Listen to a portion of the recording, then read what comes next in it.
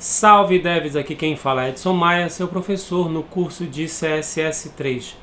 Na aula de hoje, que é a nossa aula 4 de CSS, nós vamos ver alguns conceitos que são muito importantes quando a gente trabalha com formatação e estilização. O primeiro conceito é que vocês precisam compreender um pouquinho de algumas influências de design que as pessoas geralmente utilizam quando vão desenvolver projetos web ou mesmo de aplicativos. Um dos conceitos muito frequentes nos projetos é o design flat. O design flat você trabalha com cores sólidas, que são cores chapadas, você evita trabalhar com muitos detalhes, você pode até criar a ideia ou expectativa de sombra, de contorno, mas a ideia basicamente é preenchimento sólido, contorno de formas e trabalhar com um design minimalista, com formas mínimas, com elementos, simbologias, iconografias. Então essa é uma das tendências e uma das formas de se trabalhar design. Uma outra forma muito utilizada também é a de design esquemórfico. O esquemórfico ou esquemorfismo você tenta reproduzir através de gradientes, texturas, sombras, transparências, elementos da vida real. Você tenta criar texturas mesmo, texturas que lembrem madeira, texturas que lembrem o metal, texturas que lembrem o vidro. Então, quando você trabalha com recursos de formatação, ou seja, com propriedades de formatação CSS, a tendência é você seguir uma dessas linhas, ou pender para o lado do design flat, ou então pender para o lado do design esquemórfico.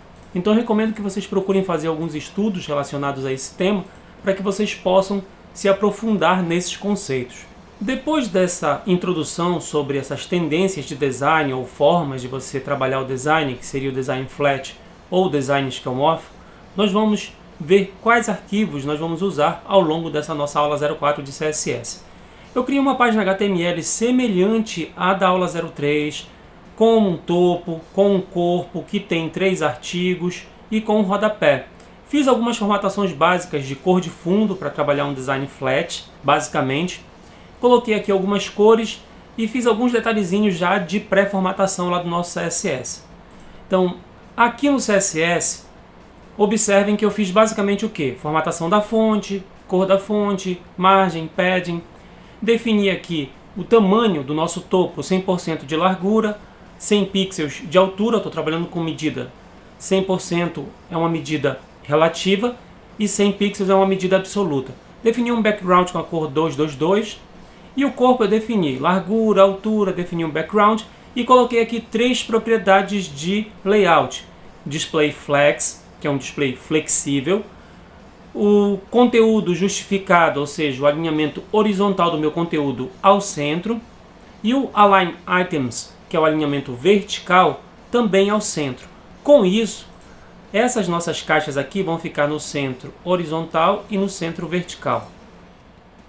A nossa classe conteúdo, que é a classe que acomoda os nossos 3 artigos, vai ter a seguinte formatação, ou seja, quando eu definir essa formatação, eu estou definindo ao mesmo tempo para os 3 artigos que fazem parte da minha classe conteúdo.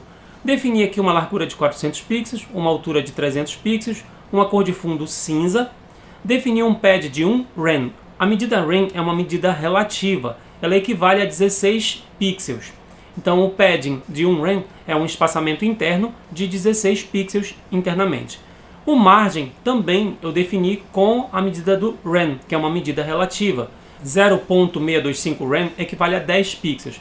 Se você não souber, basicamente você vê qual o valor que você quer colocar em pixels, divide por 16, que aí você vai ter a medida do valor em rem, que é uma medida que eu particularmente recomendo muito que você utilize quando você for definir medidas para suas interfaces, para fontes e alguns elementos para que você deixe ele mais responsivo, mais adaptável. O nosso rodapé vai ter 100% de largura, 150 pixels de altura e um background de 777. Então essas formatações que nós fizemos aqui resultaram nisto aqui. 3 boxes, que são 3 caixas, com 400 por 300 cada uma, com um fundo cinza, com um padding de 16 pixels, que seria um rem. E as margens, como eu indiquei para vocês. Daí, você tem que compreender, primeiramente, o conceito de box model. Toda vez que a gente trabalha definindo largura e altura de um elemento visual na nossa tela, que tem o formato de uma caixa, tem um formato quadrado ou retangular, Geralmente a gente está aplicando o conceito de box model, ou seja, um modelo de caixa. Esse box vai ter um conteúdo, ele pode ter uma margem interna que a gente chama de padding, ele pode ter uma borda, nós não colocamos ainda, mas nós vamos colocar naquele nosso elemento, colocamos na aula anterior só para poder fazer um teste rápido, e ele tem uma margem, que é um espaçamento externo a ele, a contar da borda para fora, que é para cima, para a direita, para baixo e para a esquerda.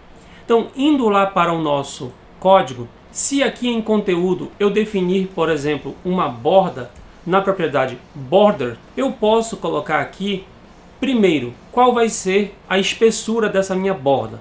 Eu vou colocar aqui que a minha borda vai ter 10 pixels. Eu posso colocar uma medida em pixels, posso colocar em pontos, em rands, em EM.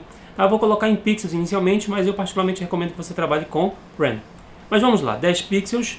Ela vai ser do tipo sólido, ou seja, ela vai ser contínua, ela é uma linha simples contínua, e ela vai ser na cor preta, tá? Que é o 000. Voltando lá para o nosso navegador, se a gente for observar agora, percebam como a caixa teve aqui uma extrapolação. Essa extrapolação aconteceu por quê?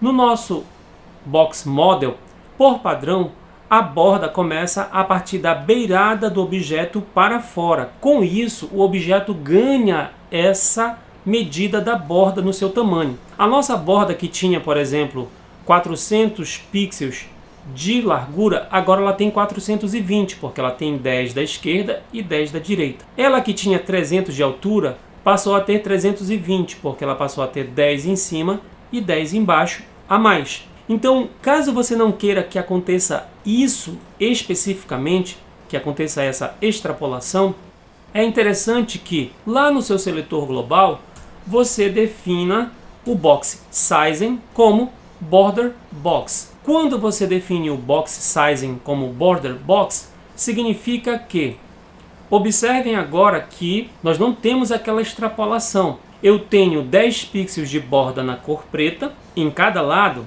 10 mais 10 vai dar 20, 10 mais 10 vai dar 20, só que eu tenho dentro do limite da minha caixa. A minha caixa continua tendo 400 por 300 pixels com uma borda para dentro. Então, essa propriedade box sizing com border box faz com que a gente utilize justamente esse detalhe. A gente preserva o tamanho da nossa box, mesmo que a gente coloque uma borda grossa de 1 pixel ou mais. Você pode pensar assim, um pixel não é uma borda grossa, mas 1 pixel faz diferença num layout, dependendo de como você coloque.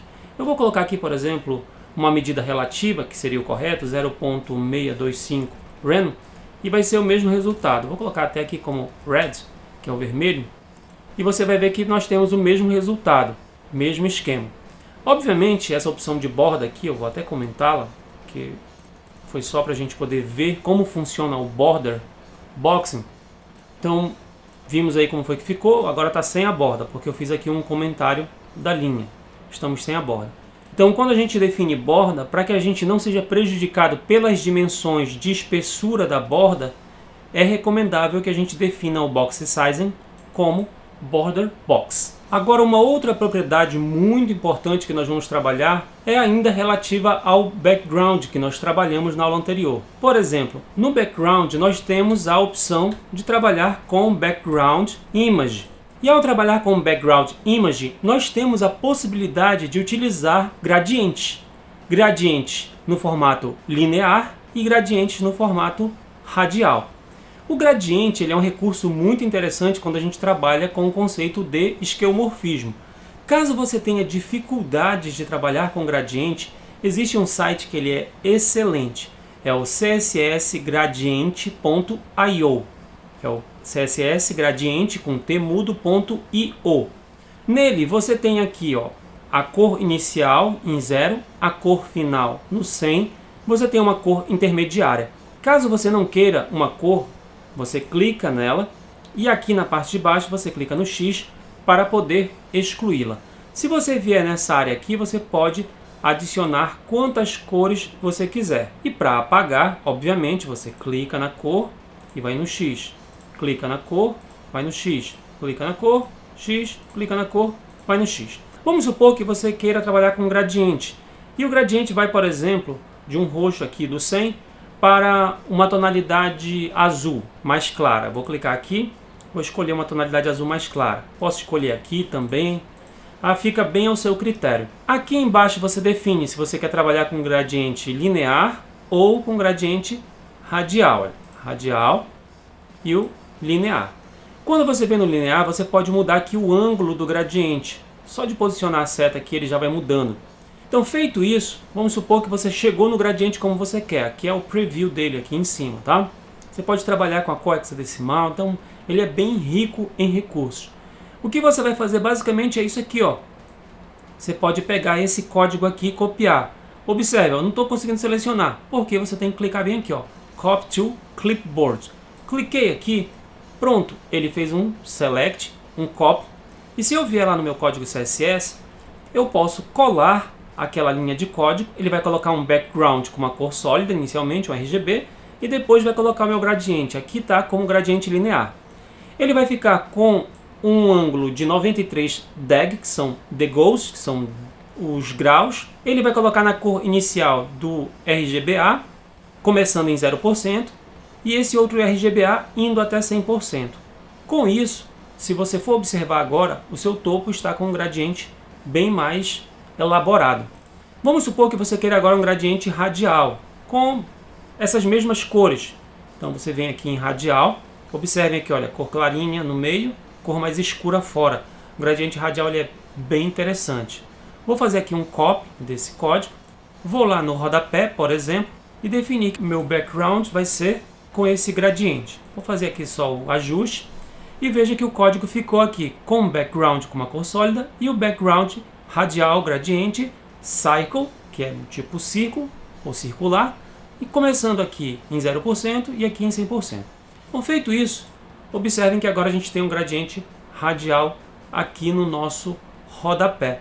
Então, trabalhar com gradientes é um recurso bastante interessante. Mas, geralmente, criar o gradiente na unha, né, em hardcode, que é em código direto, geralmente dá bastante trabalho. Então, utilizar ferramentas como CSS Gradient vai agilizar muito, mas muito mesmo o seu trabalho. Então, posso trabalhar gradientes também nessas minhas boxes aqui?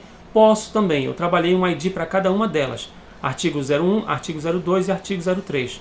Então eu posso vir aqui, por exemplo, e colocar um gradiente linear. Eu vou clicar aqui em cores aleatórias, um verde, vou clicar aqui no amarelo, vou colocar ele aqui como linear, vou mudar aqui o ângulo dele, vou fazer a cópia e vou definir, por exemplo, que o elemento meu que tem o nome, que é o ID artigo 01, vai ter esse background aqui. Feito isso, observem que eu tenho aqui um background com gradiente. Então, trabalhar com gradiente é um recurso bastante interessante.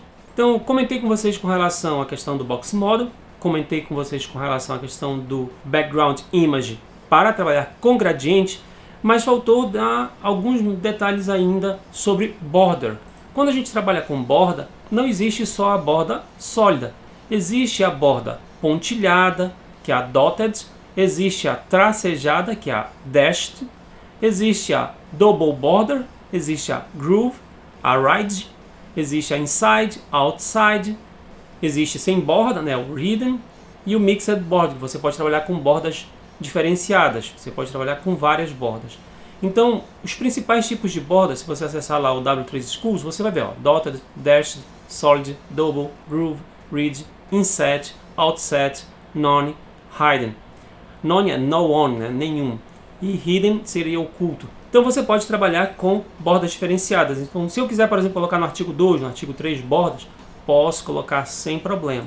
Então vamos supor que aqui no artigo 02 eu queira colocar uma borda. E você definir primeiro o tamanho dela. Eu vou colocar aqui, por exemplo, 2 pixels. Vou dizer que ela é do tipo dashed. Vou colocar ela aqui na cor preta, para que ela fique legível lá.